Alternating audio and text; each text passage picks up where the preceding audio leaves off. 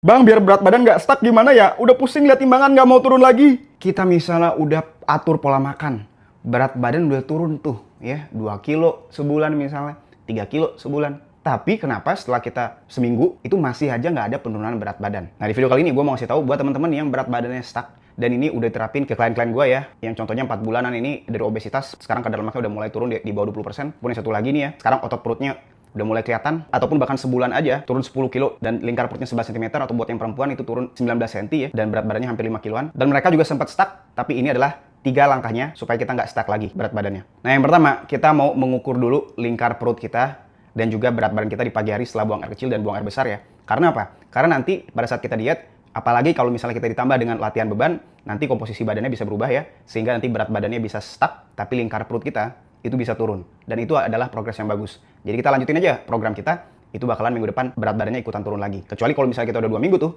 ya nggak turun-turun, masih stuck juga, biasanya kita lihat yang kedua, yaitu adalah asupan protein hariannya dan juga asupan dari kalorinya seberapa banyak. Jadi kalau misalnya proteinnya masih kurang, oke, kita mau minimalnya tuh 50-100 gram protein di sekali makan. Kalau kayak gue gini, 400 gram steak sirloin kayak gini ya. Supaya nanti kalau kita mencukupi kebutuhan protein dan kita makannya sampai kenyang gitu ya, kita bakalan menaikkan metabolisme tubuh kita. Karena 30% dari total kalori protein itu, kita bakalan pakai energinya untuk mencerna protein yang akan kita jadiin rambut, kulit, kuku, dan tulang. Oke, itu yang pertama, kebutuhan protein. Yang kedua, kalau misalnya teman-teman masih kebanyakan makan karbo, terutama dari karbo olahan, dari mie instan, dari roti, martabak, gorengan, kita mau pada saat program penurunan berat badan dan kadar lemak ini, kita mau stop dulu sementara. Kita makannya sebulan sekali aja, jangan seminggu sekali dulu untuk karbohidrat olahan. Untuk karbohidrat alami, kita juga harus atur porsinya. Jangan kebanyakan. Kalau kebanyakan kita pasti nggak bisa turun untuk berat badannya, karena masih di keadaan kalori surplus atau kalori maintenance. Ketiga, teman-teman juga harus tahu nih, kalau misalnya teman-teman atur pola diet doang, itu sebenarnya bisa turun. Tapi kita mau menaikkan tingkat aktivitas harian kita supaya pembakarannya lebih banyak, yaitu dengan jalan kaki, minimalnya 8.000 sampai 15.000 langkah tuh setiap harinya. Nah yang terakhir nih, kalau misalnya teman-teman perempuan lagi siklus menstruasi hari pertama,